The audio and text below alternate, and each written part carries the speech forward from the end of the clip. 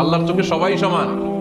ওইখানে প্রধানমন্ত্রী নাই, ওইখানে প্রেসিডেন্ট নাই, ওইখানে এমপি নাই, ওইখানে রিকশাওয়ালা আর প্রধানমন্ত্রী আর প্রেসিডেন্ট এক কাতারে দাঁড়িয়ে আল্লাহর সেজদা দেয়, চিল্লায় বলেন ঠিক কিনা? তো আল্লাহর জমিনে আল্লাহর বিধান লঙ্ঘিত হলে আল্লাহ রাসূল রেগে যেতেন। মদিনাতে এক মেয়ে চুরিতে ধরা পড়ল। চুরি করলে কি করতে হয়? দেশে হাত কাটে, কি করে? জেলে দেয়। আর কি করে? জরিমানা, জামায়াত করে, হাত কেটে দাও। বাংলাদেশে এরকম চোর আছে না নাই? দেশে একটা চোর, ওকে ধরে যদি হাত কেটে টেলিভিশনে প্রচার করে দেয়া হতো, 17 কোটি মানুষ যদি দেখতো, এই দেশে আর চোর খুঁজে পাওয়া যেত? বনু মাখজুমিয়া গোত্রের এক নারী চুরিতে ধরা পড়লো।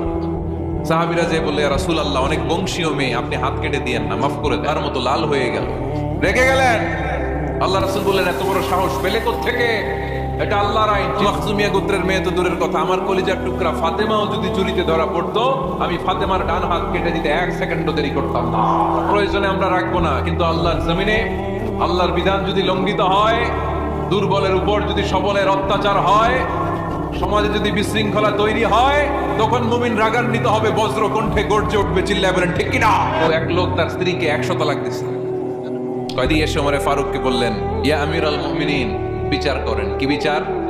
আমার স্বামী তো আমার 100 তালাক দিছে। কয় তালাক দিবা 3টা, 100টা দিলা কেন? কয় রাগ হয়েছিল অনেক, মেজাজ গরম হয়ে গেছিল। ওমরে ফারুক বললেন, চাই আর তালাক মিন শিআরিল্লাহ, তালাক হচ্ছে আল্লাহর শিআর, এটা কোরআনের আইন, এটা নিয়ে ফাইজলামি করলি কেন? এদিকে আয়, বিচার করি। জামাই বউরে বসায় তিনি বিচার করে দিলেন, 3 তালাকে তোর বউ তালাক, বাকি 97 তালাক তোর পিঠের উপর পড়বে। বিচার যদি ওমরে ফারুকের মতো বাংলার জমিনে থাকতো, একটা বদমাইশ খুঁজে পাওয়া যেত?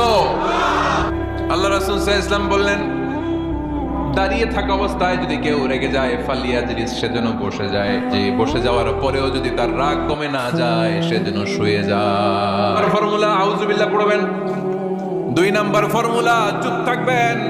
3 নাম্বার ফর্মুলা অ্যাকশন কমিয়ে দিবেন, দাঁড়ালে বসবেন, বসে থাকলে শুয়ে যাবেন। 4 নম্বরে বিশ্বনবী বললেন, তারপরেও যদি তোমার রাগ কমে না যায়, ঠান্ডা পানি দিয়ে ওযু করো, রাগ কমায় দিবে কে? রাগ এনে দেয় শয়তান। ওয়া শাইতানু খুলিকা মিনান নার, শয়তান তৈরি আগুন দিয়ে। শয়তান তৈরি কি দিয়ে? ওয়ান নারু তুতফাউ বিল মা, আর আগুন নিভায় পানি দিয়ে। আগুন নিভায় কি দিয়ে? এজন্য তোমাদের কেউ যখন রেগে যায়, ইদা গাদিবা আহাদুকুম ফালিয়াতাওয়াদ্দা, সেজন্য ঠান্ডা পানি দিয়ে ওযু করে তার রাগটারে ঠান্ডা করে দিবে কে? মুত্তাকিদের বৈশিষ্ট্য হলো, মুত্তাকিন বান্দারা সুখে দুঃখে দান করে, রাগ ক্রোধ আসলে এটাকে তারা হজম করে। মুত্তাকিনদের 3 নাম্বার বৈশিষ্ট্য হলো, তাদের সাথে কেউ অন্যায় করলে তারা ক্ষমা করে। কোন বান্দা যদি তার অন্য কোনো ভাইকে ক্ষমা করে দেয়, আল্লাহ তাআলা এই ক্ষমাকারীর সম্মান আর মর্যাদাকে বাড়িয়ে দেয়। আল্লাহ তাআলা নিজে ক্ষমাশীল, তিনি ক্ষমা করাকে পছন্দ করেন, তাই আমাদের বেশি বেশি ক্ষমা করা দরকার। পাক আমাদের সব গুনাহগুলো ক্ষমা করে দেখ, আমরা চাই কি চাই না? আল্লাহ আমাদেরকে মাফ করুক, আমরা চাই কি চাই না? দেখেন, আমরা কিন্তু ঠিকই আল্লাহর কাছে ক্ষমা চাই, কিন্তু আমরা নিজেরা নিজেদেরকে ক্ষমা করতে পারি না।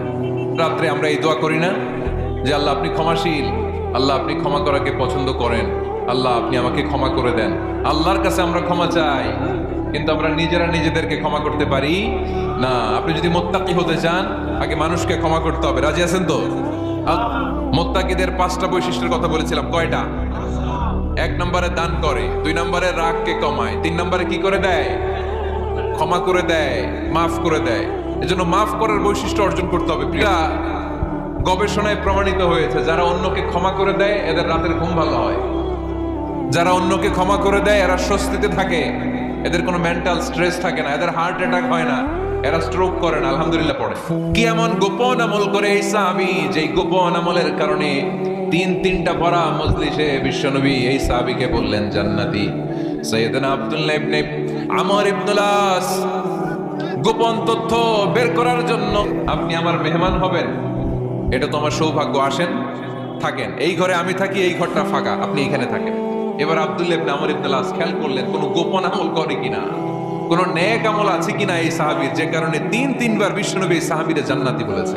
বিশ্বনবী তোমাকে জান্নাতি বলে ঘোষণা করেছে। আমি দেখার জন্য এসেছি যে তুমি কি আমল করো, কি এমন তোমার আমল যে আমলের কারণে বিশ্বনবী তোমারে জান্নাতি বলেছে। সাহাবীটাকে বলে, আব্দুল্লাহ, আমার জীবনে বিশেষ কোনো আমল নেই, এমন কোন আমল আমি আমার জীবনে করি নাই যে আমলের কারণে বিশ্বনবী আমারে জান্নাতি বলে ঘোষণা দিতে পারে। তবে হ্যাঁ, এমন একটি আমল আছে, প্রতি রাতে ওই আমলটা করে আমি বিছানায় ঘুমাতে যাই। প্রতি রাতে এশার নামাজের পরে আমি যখন আমার বিছানায় ঘুমাতে যাই, আমি আমার অন্তরে কারো ব্যাপারে কোনো ঘৃণা, কোনো ক্ষোভ আমার অন্তরে বসে রাখি না।